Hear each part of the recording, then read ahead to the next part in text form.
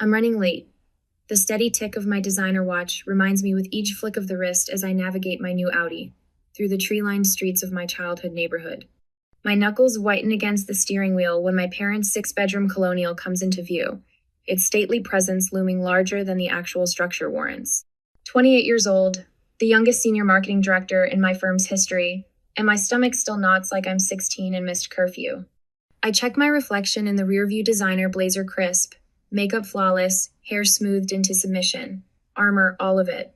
The driveway is already full Brandon's Range Rover, Olivia's family SUV, Dad's Mercedes. I park on the street like a visitor, which is exactly what I am these days. 4 visits a year, each one more exhausting than the last. My heels click against the stamped concrete path to the door, the sound sharp and purposeful. I don't knock. I never do. This performative dance of belonging requires certain steps. There she is. Mom's voice carries from the kitchen as I slip inside. We were about to start without you. No hug, no direct eye contact. Just the familiar scent of roasting turkey and cranberry and the undercurrent of disapproval that has always scented the air when I'm present. Sorry, client emergency. The lie slips out easily. Better than admitting I sat in my car for 15 minutes, practicing deep breathing exercises. Always working. Dad appears in the hallway, bourbon in hand, eyes tracking my outfit with familiar appraisal. One of these days, you'll find something more important than that job. My smile stiffens but holds. Nice to see you too, Dad. I follow the sounds of conversation to the dining room, where Olivia is arranging flowers at the center of a table, glittering with Mom's best china and crystal. Brandon sprawls in a chair, phone in hand, barely glancing up as I enter. Savannah, Mom says, appearing behind me, go ahead and sit at the kids' table. We've got a spot for you there. The words hit like a physical blow. I turn slowly, certain I've misheard. But there it is, the plastic folding table set up in the corner of the dining room, ringed with colorful children's chairs and set with themed paper plates. My nieces and nephews aren't even there yet, still playing in the basement from the sounds of distant squeals. The kids' table? My voice emerges steady despite the heat rising in my cheeks. Mom's expression remains pleasant, unbothered. We need the space at the main table for Gregory's parents. They're joining us this year. She gestures to Olivia's in-laws, whom I've met exactly twice.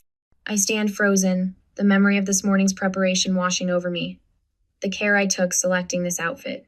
The extra time spent on my hair. The pep talk in my bathroom mirror. Just get through today. It's just 4 hours.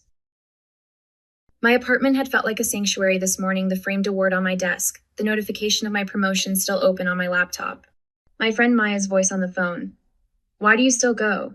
Seriously, Savannah, what would happen if you just didn't? Now, trapped in the doorway between escape and humiliation, I consider objecting.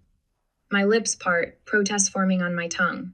Brandon looks up from his phone, catching my expression. His eyes narrow slightly, a familiar look that says, don't make a scene. The same look he gave me when I tried to explain my first gallery showing, when I announced my promotion, when I bought my apartment without parental financial support. Fine.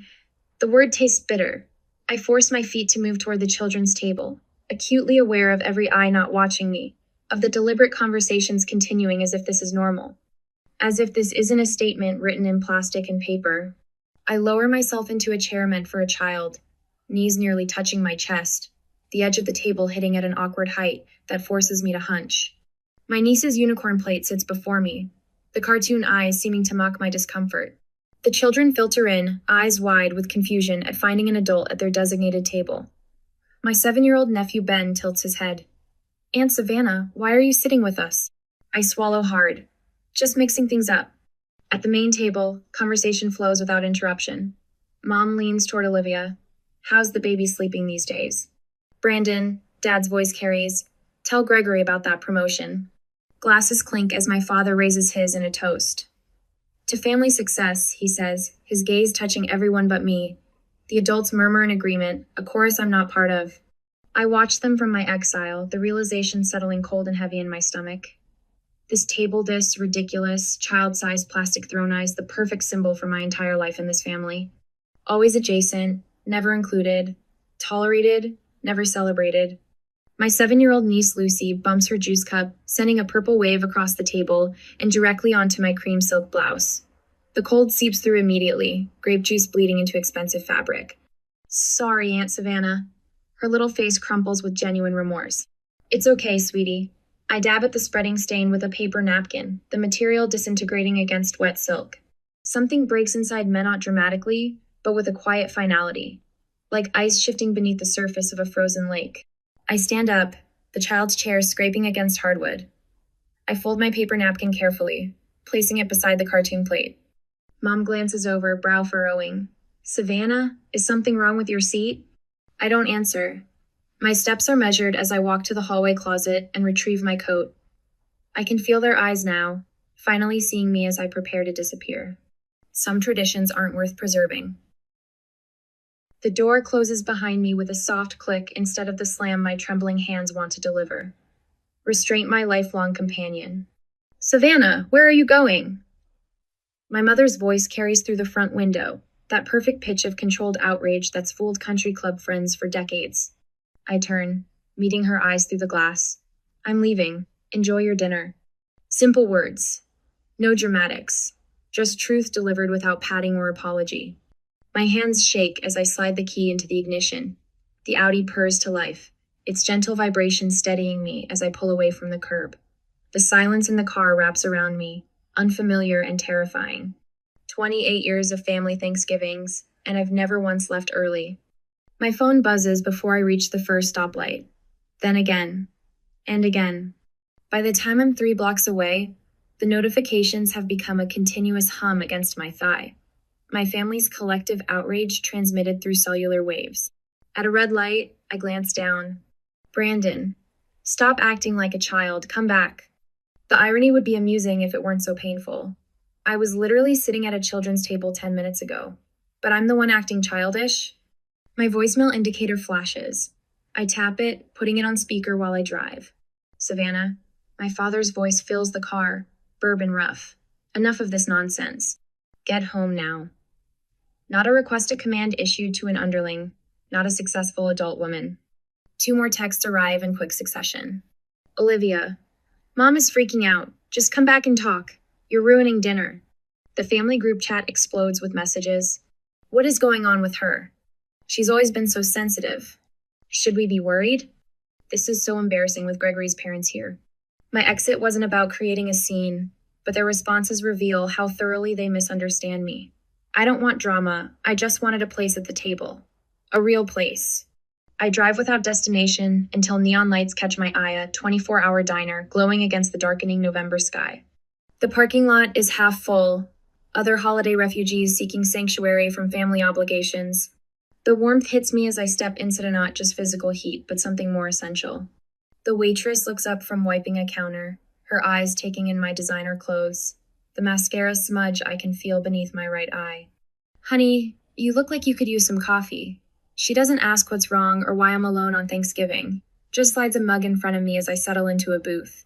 And maybe a slice of pie? She adds, her smile genuine in a way my mother's never is. That would be perfect. My voice cracks on the words. While waiting, I scroll through my phone's photo gallery.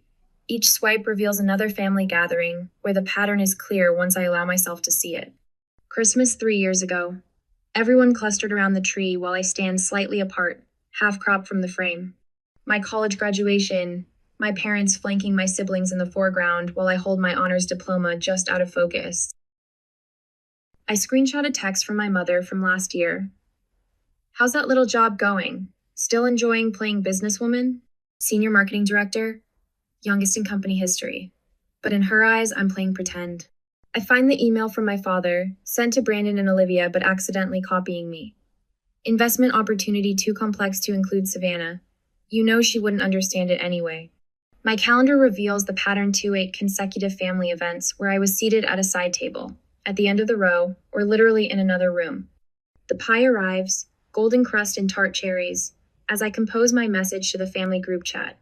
I select the Christmas photo, the one where I'm half cropped out, and type a caption. The perfect family, always making sure the youngest one knows her place. I continue typing. My fingers steady now. This isn't just about the table. I've been treated like an afterthought my entire life. When you all actually see me as an equal, let me know. My thumb hovers over the send button. The single action will fracture 28 years of acquiescence. Once sent, there's no pretending anymore. No more good daughter who swallows indignities with a smile. I press send, then power off my phone completely. The pie tastes better than any Thanksgiving meal I can remember. I savor each bite, leaving a generous tip before walking back to my car. My spine feels straighter, my shoulders lowered from their perpetual defensive hunch. Savannah? Savannah Reeves? I turned to find Mark Connolly, my lab partner from AP Chemistry, now a pediatrician according to the occasional social media glimpse. Mark, hi. He studies my face with professional assessment. You look different, lighter somehow. I smile, surprised to find it genuine. I finally put down something heavy I've been carrying for years. He nods like he understands, though he couldn't possibly know what transpired today. But maybe he recognizes the universal look of someone who's finally chosen themselves after years of self-abandonment. As I drive toward homie home, not theirs, I wonder what happens next. Will I withstand the guilt storm that's surely brewing? Will I cave when my mother cries or my father threatens? Or will this be the first day of a new chapter where I finally stand my ground? The night sky opens above me, vast and full of possibilities I never allowed myself to see, while squeezing into spaces too small to contain me. I drop my keys into the ceramic bowl by the door a piece I bought from a local artist to celebrate my first promotion. The sound echoes through my apartment, bouncing off the exposed brick walls that I fell in love with 3 years ago when I signed the lease without a cosigner. Without my parents' approval. My designer blazer slides from my shoulders, heavy with the weight of today's confrontation. I hang it carefully in the closet, muscle memory preserving the expensive fabric, even as my mind races with the gravity of what I've done. I've never walked out before, not once in 28 years. My apartment glows with the warm light of success they refuse to acknowledge the framed marketing award on my office wall. The signed prints from campaigns that doubled client revenue, the sleek furniture I selected and purchased myself. No hand-me-downs. No parental subsidies. I kick off my heels and pad across the hardwood to the living room wall, where family photos hang in artful arrangement. Mom insisted I display them during her only visit, so you don't forget where you came from, Savannah. My fingers trace the gilt frame of last year's Christmas portrait, Brandon and Olivia flanking our parents, their spouses and children arranged in perfect formation. And Mess slightly off-center, half a step behind the group, my smile not quite reaching my eyes. I lift the frame and remove it from its hook. One by one, I take down each family photo, creating a stack on my coffee table. Not destroyed, just removed from my daily sightline. The wall looks strangely empty, but I feel fuller somehow. My phone sits dark and silent on the counter where I abandoned it hours ago. The notification light blinks accusing red, red. I leave it there and open a bottle of wine instead. Tonight, I sleep uninterrupted by family-induced anxiety for the first time in memory. No 3 a.m. spiral of imagined criticisms. No mental rehearsal of responses to potential jabs. Just darkness and peace, and the distant sound of city traffic below my window. Morning light streams through my eastern windows, painting golden patterns across my bedspread. I stretch, muscles relaxed in a way that feels foreign after years of tension. For a moment, I forget yesterday's upheaval and simply exist in the warmth. Then reality returns, and with it, a strange sensation in my chest. Not the familiar tightness of dread, but something lighter. Something that feels dangerously like freedom. I shower, dress in soft lounge clothes, and make coffee before approaching my phone. The blinking light has become frantic texts, calls, voicemails accumulating throughout the night.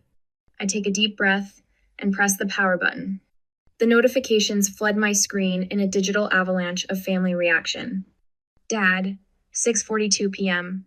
Where did you go? Call your mother immediately. Dad, 7:15 p.m. Your mother is devastated. Fix this now. Mom, 6:38 p.m. Savannah, please come back. We're worried about you. Mom, 8:24 p.m. I don't understand why you're making this into such a big deal. It was just a table arrangement. Brandon, 7:03 p.m. Way to ruin dinner. Mom's upset and Dad's furious. Nice work. Brandon, 10:17 p.m. If you thought this would make us respect you more, you're wrong. You're acting like a child. Olivia, 6:55 p.m. Where are you? Mom's freaking out. Olivia, 8:42 p.m. Do you realize how selfish you're being? Mom can't stop crying. The messages escalate through the evening, concern morphing to anger, then outright threats. Dad's final text suggests reconsidering financial support I haven't received since college. My brother questions my mental stability. My sister invokes family loyalty as if it's a one-way obligation. I scroll through them with growing clarity, seeing the manipulation tactics laid bare. The guilt, the gaslighting, the collective rewriting of reality where I'm the villain for refusing to accept the unacceptable. Then a text from an unexpected sender stops my thumb mid-scroll. Emma, 13, Olivia's daughter. I get it, Aunt Sav. They make me feel invisible too. My breath catches. I read it 3 times, my niece's simple words cutting through the noise of adult accusations. She sees it too, the subtle exclusion, the dismissal of worth. My phone vibrates with an incoming call. The name surprises me. Aunt Vivian, Dad's sister, who disappeared from family gatherings years ago. The black sheep who chose career over children and paid the price in familial currency. Savannah? It's Vivian. Her voice sounds both foreign and familiar, a blood connection speaking through years of absence. Aunt Viv. It's been 6 years, I know. Your cousin Marcus showed me your message. About the kids' table. She pauses, her breath audible through the connection. I want you to know you're not crazy. The validation hits me like a physical force. I sink onto my couch, emotions threatening to overcome my careful composure. I went through the same thing when I chose career over kids, she continues. Your father and mother couldn't reconcile my choices with their worldview, so they simply reduced me. Made me smaller. Put me at the metaphorical kids' table until I stopped coming to dinner altogether. Memories surface of childhood questions about Aunt Vivian's absence. She doesn't care about family, was the standard response. A simple explanation that absolved everyone else of responsibility. I always wondered why you stopped visiting, I admit, voice barely above a whisper. Same reason you walked out yesterday. Dignity has a breaking point, Savannah. After we hang up, I pull my journal from the desk drawer and open to a blank page. At the top, I write boundaries in bold capitals, then begin listing them with surprising clarity. 1. I will only attend family gatherings where I'm treated as an equal adult. 2. I will no longer accept dismissive comments about my career. 3. I will meet on neutral ground, not the family home. The list grows, each boundary a brick in the foundation of my self-respect. When it's complete, I call my therapist for an emergency session. Then my friend Maya, who answers with immediate concern. I did it, I tell her. I finally walked out. Holy shit, Sav, she breathes. I'm so proud of you. 2 hours later, I find myself on an online forum for adults navigating family estrangement. The stories mirror mine with eerie similarity, the consistent exclusion, the subtle undermining, the moment of clarity that triggered action. I'm not alone in this experience. Not broken or overly sensitive. Just human, with normal human limits. By evening, I've compiled evidence of the pattern photos, text screenshots, a timeline of incidents spanning years. I practice responses to anticipated arguments. I'm not angry. I'm establishing boundaries. This isn't about one dinner. It's about a lifetime of exclusion. I'm not asking for special treatment, just equal treatment. I arranged to meet them at a coffee shop downtown public, neutral, time limited. I text Maya to check on me halfway through. My phone rings just after 9. Mom's name flashes on the screen. I let it ring 3 times, centering myself before answering. Hello, Mom. Savannah. Her voice is controlled, the practiced tone of someone who believes they hold the power. Your father and I have decided we're willing to forgive you for yesterday's display. The old Savannah would have accepted this opening, grateful for any path back to approval. But that version of me sat at a folding kids' table and accepted paper plates, while adults dined on china. I inhaled deeply, feeling my spine straighten. That's interesting, I reply, my voice steady and clear, because I'm still deciding if I'm willing to forgive you. The silence that follows stretches so long, I check to see if the call disconnected. But Nosha's there, breathing, recalibrating a world where her youngest daughter has suddenly, irrevocably changed the script. It was just a table, Savannah. My mother's voice through the phone carries that familiar dismissive tone, the one that's diminished my experiences since childhood. I grip my phone tighter, pacing the hardwood floors of my apartment. The space I bought myself, the life I built without their help or approval. It wasn't just a table, Mom. My voice remains steady, practiced from hours of rehearsal with my therapist. It was what the table represented. You're being dramatic. I'm being honest. I stopped pacing, standing tall beside the framed marketing award on my wall. The kids' table was just the final insult in a pattern that's existed my entire life. I tick off the evidence I've compiled in my journal. You excluded me from Brandon's investment group because, and I quote, "It's for people with real careers. You introduced Olivia as your successful daughter at the Christmas party last year while I stood right beside you. You've seated me away from adults at every family gathering since I turned 18. The silence on the other end stretches long enough that I check to see if she's hung up. That's not how it happened," she finally says, but her voice lacks its usual conviction. "I have the text, Mom. I have photos. I have emails." I trace my finger along the compass tattoo on my wrist me private reminder to follow my own direction. This isn't about one dinner. This is about 28 years of being treated as less than. She shifts to Gilther, next defensive tactic. "After everything we've done for you, what exactly have you done for me lately?" The question slips out sharper than intended, but I don't retract it. My apartment? Bought it myself? My education? Scholarship. My car? My savings. My career? Completely self-made. Another silence. Then, "What do you want from us, Savannah?" The question catches me off guard not because it's unexpected, but because it's the first time she's ever asked what I want. "I want to be treated with the same respect you give Brandon and Olivia." My voice softens but remains firm. I want my achievements acknowledged. I want a seat at the actual table literally and figuratively. I hear her inhale sharply, and in that breath, I sense the first crack in her armor. She knows her usual tactics aren't working. My phone buzzes with a group text from Brandon that evening. "Emergency family meeting tomorrow night. We need to discuss the Savannah situation. 7 p.m., Mom and Dad's. Savannah not invited." I smile despite myself. The family is scrambling. An hour later, my 13-year-old niece sends a screenshot of their living roomy parents, Brandon, and Olivia huddled in intense conversation. Her message reads, "They're freaking out, Aunt Sav. Dad keeps saying you're ruining the family." Grandma cried, "It's better than Netflix." The next morning, one of my father's golf buddies mentions the situation during a client meeting. "Robert says things are tense with your family right now," he says awkwardly. "Hope it all works out." When I check Facebook, my mother has posted a vague plea for prayers during this difficult family time. The comments flood with sympathetic responses, friends asking what happened, offering support without knowing the situation. They're losing control of the narrative, and it terrifies them. I spend 3 hours crafting my email. Each word precisely chosen, each example meticulously documented. I attach family photos spanning years images that clearly show the pattern of my exclusion.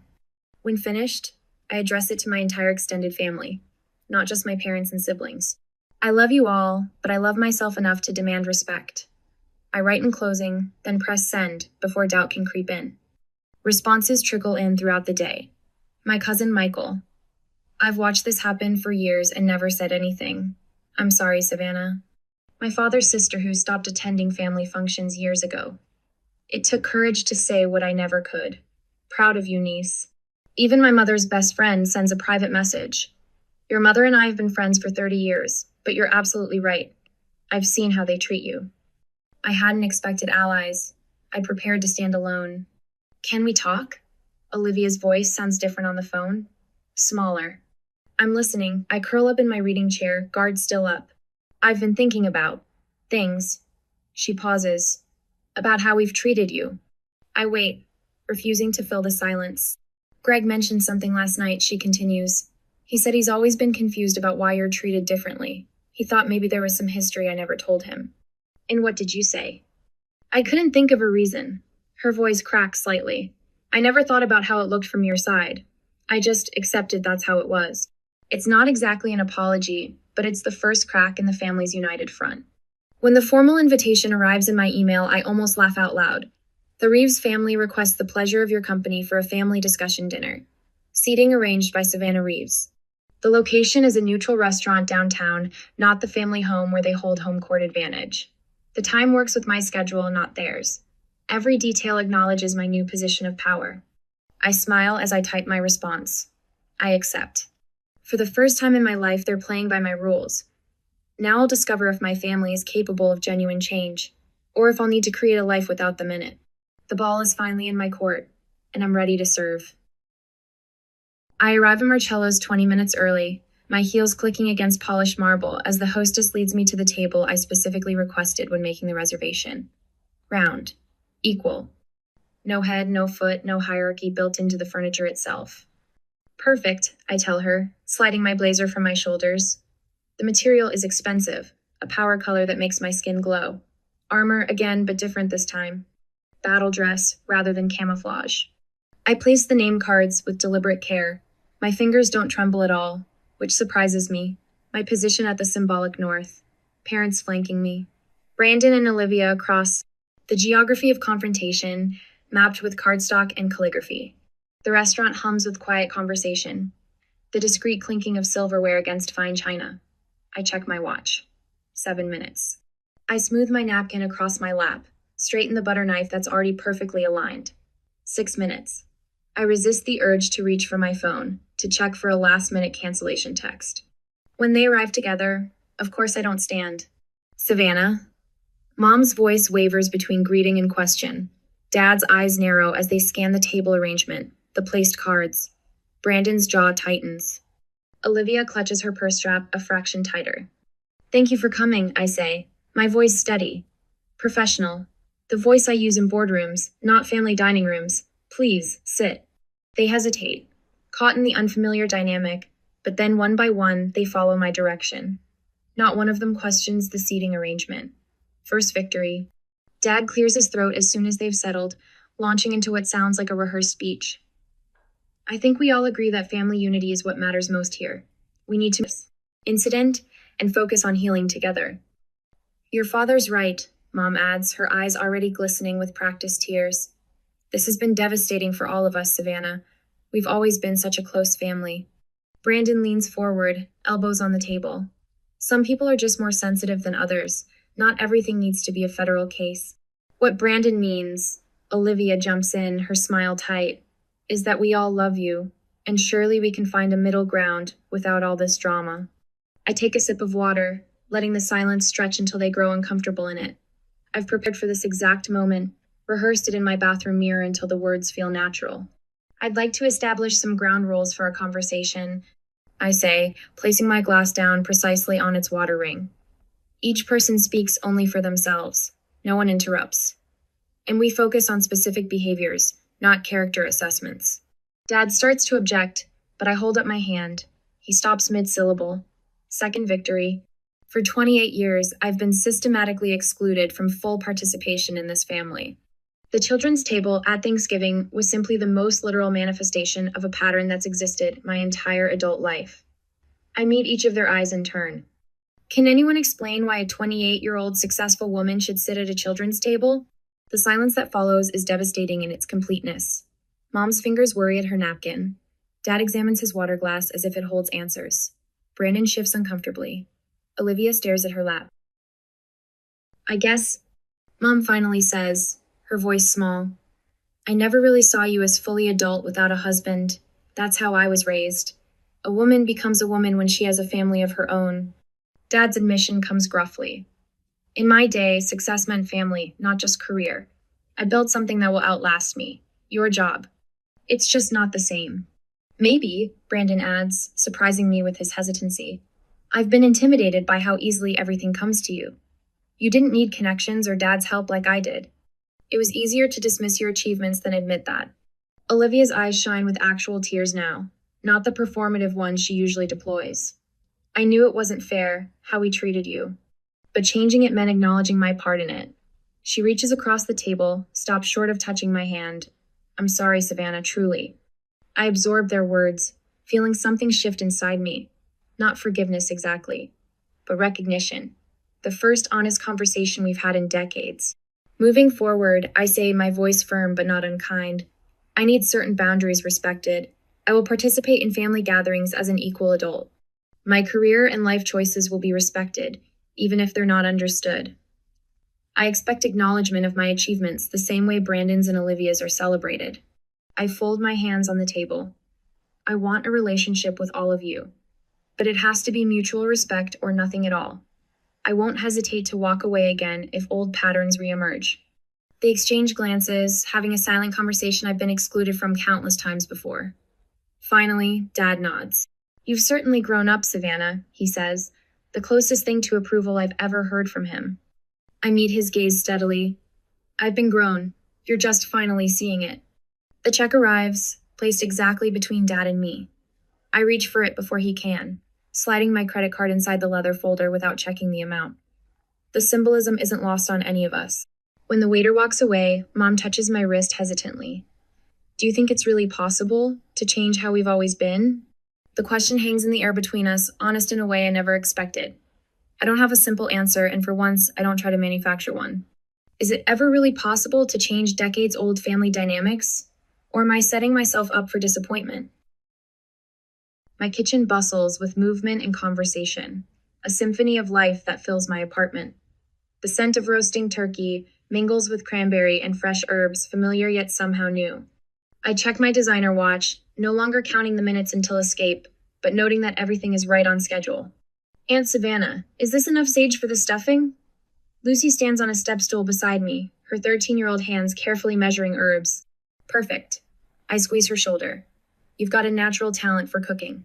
The dining table stretches through the living area of my apartment, a single expansive surface with chairs for everyone. No plastic folding tables in sight. No exile to the corner. Mom appears at my elbow, casserole dish in hand. "Where would you like this, Savannah?" The question still catches me off guard, even a year later. "On the sideboard, please. We'll bring everything to the table together." She follows my direction without comment, placing her famous green bean casserole exactly where I've indicated. The small victory still feels monumental. Dad hovers near my wine rack, bourbon untouched in his hand. "That advertising campaign you developed for the Children's Hospital, quite impressive. My golf partner's son works in marketing at NYU. He mentioned it." I don't miss how he struggles to maintain eye contact, how his fingers tap against his glass. But the words are genuine. "Thanks, Dad. It increased donations by 37%. Brandon appears from the living room, phone absent for once. "Savannah, got a minute? I'm considering a lateral move to Thompson and Brooks. The pay cut would be temporary, but the creative opportunities." He trails off, uncertainty flickering across his face. I nearly dropped the serving spoon, Brandon asking me for career advice. "It depends on your 5-year plan. Thompson's digital division is expanding rapidly." Olivia approaches, her newest edition cradled against her shoulder. "Would you mind holding her while I help set up? She's been fussy all morning, but she seems to like you." Without waiting for an answer, she places the infant in my arms. Not as an afterthought babysitter, but as a trusted equal. The weight feels right somehow. "We understand each other, don't we?" I whisper to the baby, who blinks solemnly up at me. "This place is gorgeous," Dad comments, gesturing around my apartment. "Smart investment in this neighborhood." Mom reappears from the dining area, measuring spoons in hand. "Savannah, could you sit the children?" She freezes mid-sentence, color draining from her face. The room goes silent. Every eye turns toward us. Mom swallows, then corrects herself. "Actually, I'd love your help arranging everyone together. You always know exactly where people should be." Our eyes meet, understanding passing between us. "Happy to," I reply, accepting both her correction and what it represents. My best friend Maya emerges from the guest bathroom, her presence alongside my family no longer strange but essential. My father's sister absent from family gatherings for nearly a decade chats comfortably with Olivia's in-laws near the window. I catch my niece explaining to Maya's daughter. "My aunt taught us about boundaries," her voice swelling with pride. Slipping away for a moment, I stand alone in my kitchen. Last year's humiliation at the kids' table flashes through my mind: the plastic chair, the cartoon plate, the physical manifestation of how they saw me. I pull my gratitude journal from the drawer and write a single line. "Today I sat at the table I deserve." When we gather for the meal, hands linked around my table, Dad asks what we're each thankful for. When my turn comes, I say simply, growth, in all of us.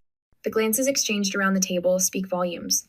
Some traditions deserve to be broken, so better ones can be built. My place card stands at the head of the table, my name written in my own hand.